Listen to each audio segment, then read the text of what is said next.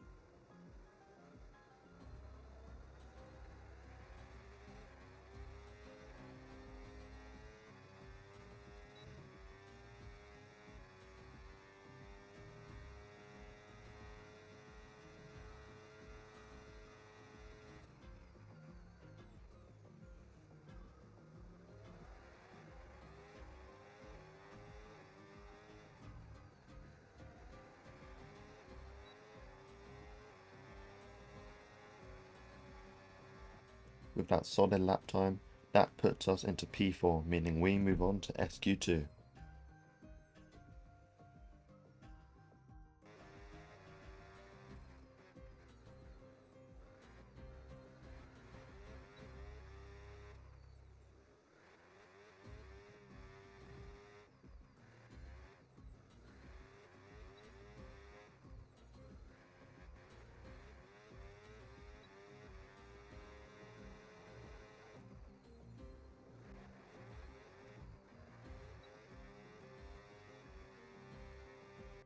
That lap puts us into P3, meaning we move on to the final qualifying session.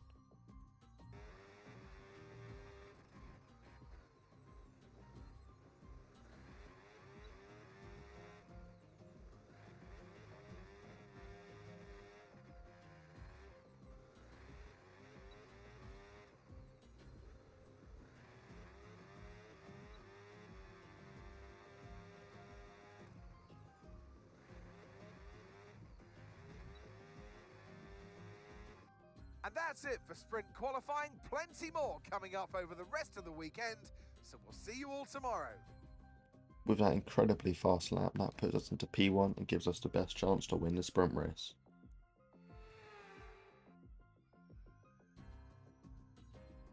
It's wet here today, and we're expecting those downpours to continue.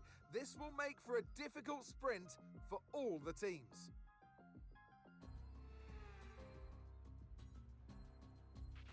Radio check, radio check. Radio check. After the points finished last race, let's aim to keep that momentum going. The key idea here is the race strategy, and I elected to go for inters here because the track is set to dry out, meaning inters will have an advantage over full wets. Now, let's head into the race and see if we can win this.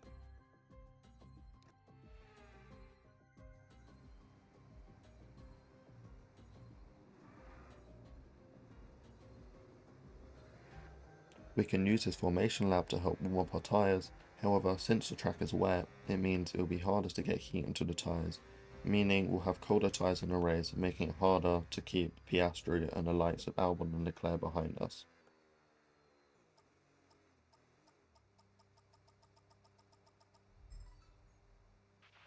Okay, so that's the rest of the grid forming up now. Be patient and watch for those lights.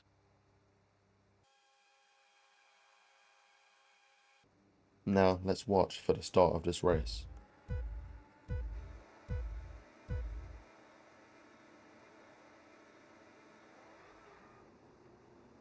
Away we go in Shanghai, the first sprint race of this entire championship, and with points on the line, it was time to see where Audi really belonged.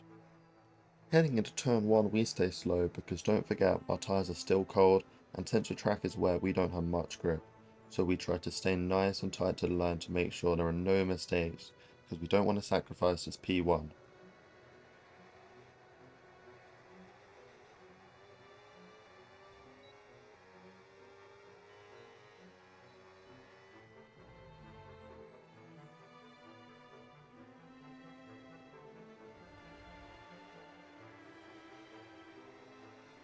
Exiting turn 6 here, we simply pull away from the cars behind us as our inters provide us more grip, meaning we'll be able to be faster and hopefully build a gap to the cars behind us.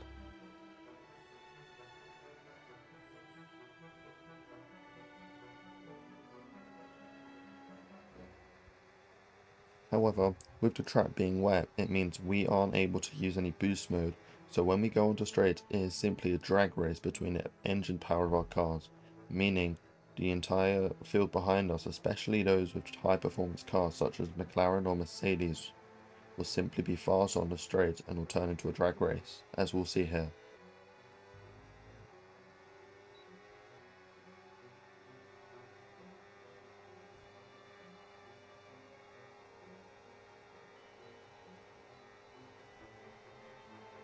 Braking early into turn 14, making sure there's no mistakes and no spin outs here. We can't afford to lose any positions as every point is valuable in our road to World Drivers' Champion.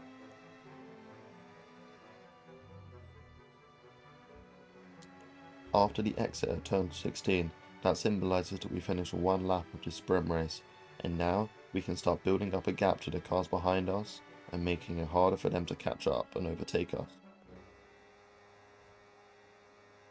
On the straights, that McLaren is really able to close that gap down. However, as we go into turn 14, we're able to keep ahead of him, maintaining our P1. However, behind us, someone spins out, I think. I don't know who it is, but then that results in there being a red flag and the race has to restart. This is great for us, as we're able to put on fresher tyres and manage to keep our P1 lead.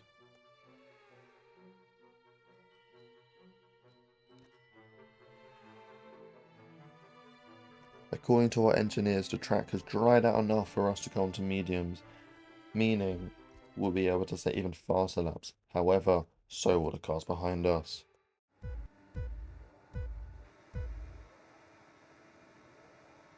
And away we go in Shanghai after the red flag restart. We still keep in P1 with a better start than the cars behind us, managing to make a 5/10th gap as we head into turn 1, much faster than the first lap where we're on mediums and the track is drier. Valtteri Bottas out of session, Cadillac showing unreliable signs of reliability, most likely mechanical failure putting him out of this race and losing valuable points for him. With the track still slightly damp and Leclerc on hard tyres, his tyres will take much longer to get warm, so he'll be able to slow down Piastri behind him and allow us to build up a gap to the cars behind. By the final lap of the race, Piastri manages to overtake Leclerc and starts to close down the gap between us, meaning we have to keep defending him for this entire lap, otherwise we lose P1 and a valuable 8 points.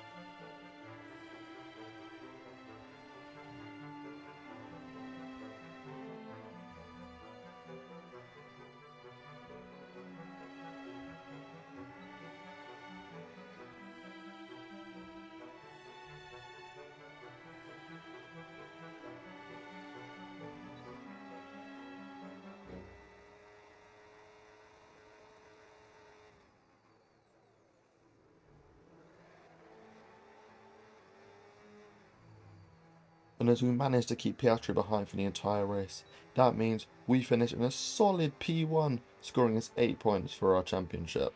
Yes, and that's a podium. Excellent drive.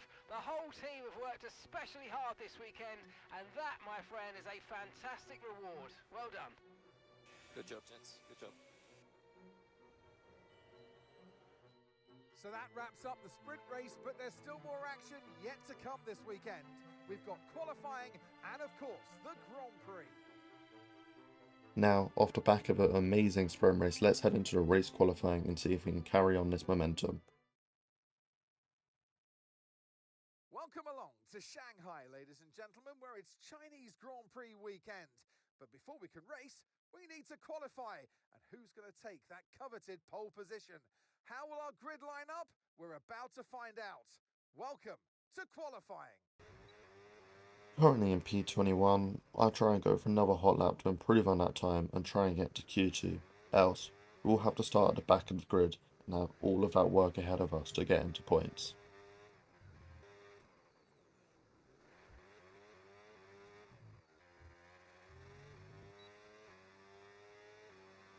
That lap eventually got us into P16, meaning we made it into Q2.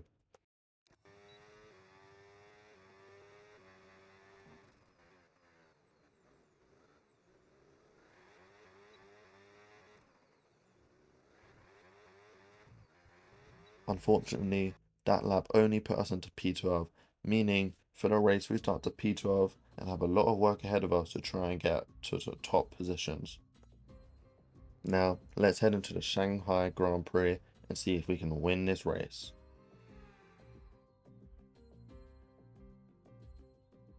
The Chinese Grand Prix then is upon us once again. It's a race that saw Michael Schumacher claim his final Formula One victory in 2006, as well as Red Bull's first win with Sebastian Vettel in 2009. There's no doubt there's plenty more drama to come here in Shanghai. Okay, give me a quick radio check, please. Radio check. Radio check. Okay, a points finish might be difficult today, but just give it your best shot. We've decided to stick with the race strategy that our engineers have given us and go from hards to mediums, and hopefully that's a race winning strategy.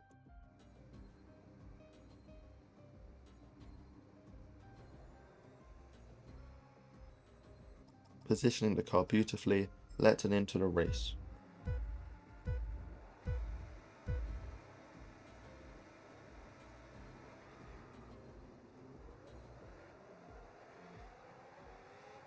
Not a very good start from us, however. We go down the inside of Hadjar, manage to overtake him, getting us into P11. Looking for something in the inside of Albon, and we do see it, however we have to be very cheeky with the track limits and go onto the grass. However, the overtake doesn't stick, and Sainz tries to go for an overtake on us. However, we manage to stay ahead of him, and as we look into this corner, we manage to dive bomb down the inside of Albon and Bortoleto, which puts us into P9. Now looking onto the inside of Alonso, we'll be able to overtake him using all of our boost mode, and we simply have more pace than him and we're able to get ahead of him, putting us into PA. Now let's talk about a strategy about the cars around us. It seems like all the cars further up the grid are using medium compounds, which means it'll be much harder to overtake them, and we'll have to wait for their tyres to start to wear out and degrade before we can go for any overtakes.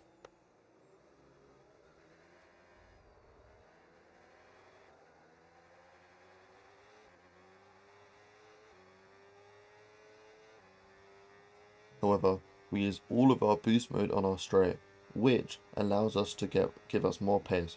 We feign going on the outside, Antonelli defends on the outside, then we switch to the inside. As we go into this corner, we brake early to make sure there's no mistakes, and then we manage to have more pace as we go around Antonelli, which puts us into P7.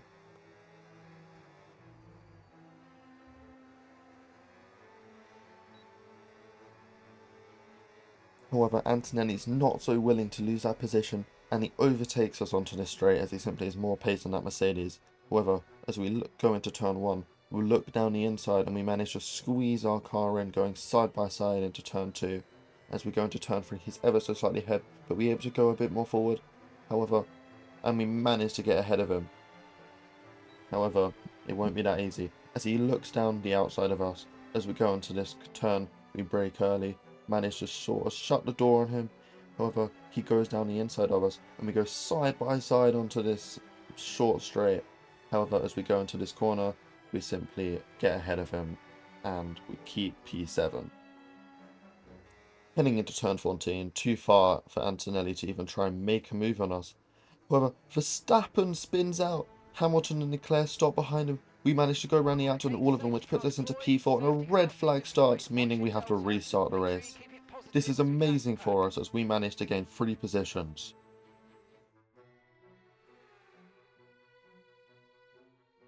However, the key idea now is what strategy do we want to use. We're going to stick with our hards to make sure we still go for a 1-stop, well 2-stop now with the red flag. So we'll go from hards to mediums and continue with the strategy.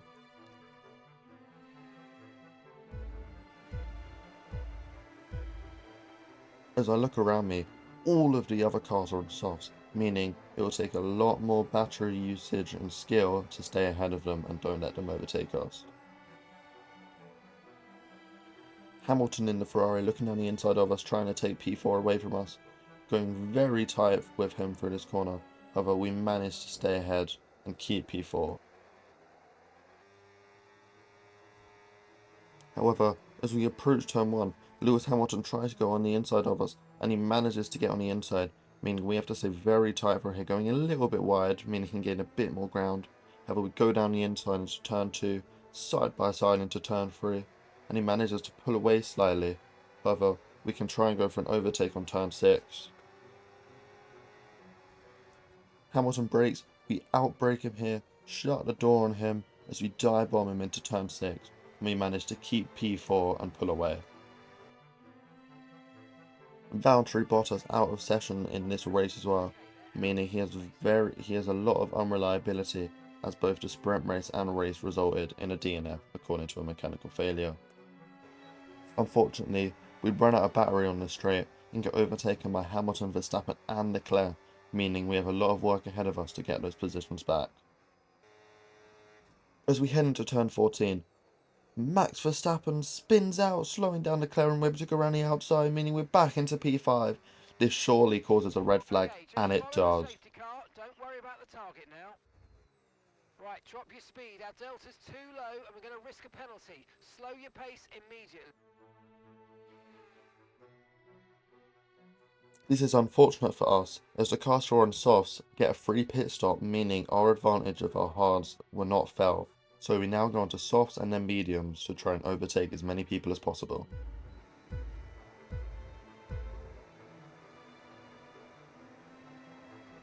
Second restart of the Shanghai Grand Prix. Verstappen gets a better start than us, however we're using boost mode so he's unable to try and go for an overtake. We shut the door on him, but we end up going a bit wide. Norris and Hamilton too far away to even think about a move. We managed to shut the door on Verstappen, stopping it from any overtakes, any funny business from happening, and we managed to stay ahead, maintaining P5. However, as we approach turn 16, we can think about an overtake. We dive bomb on Lewis Hamilton, manage to overtake him, shut the door on him as we get into P4 and we pull away. Can start to feel the tyres wearing out, and yeah, the fronts are on 30%.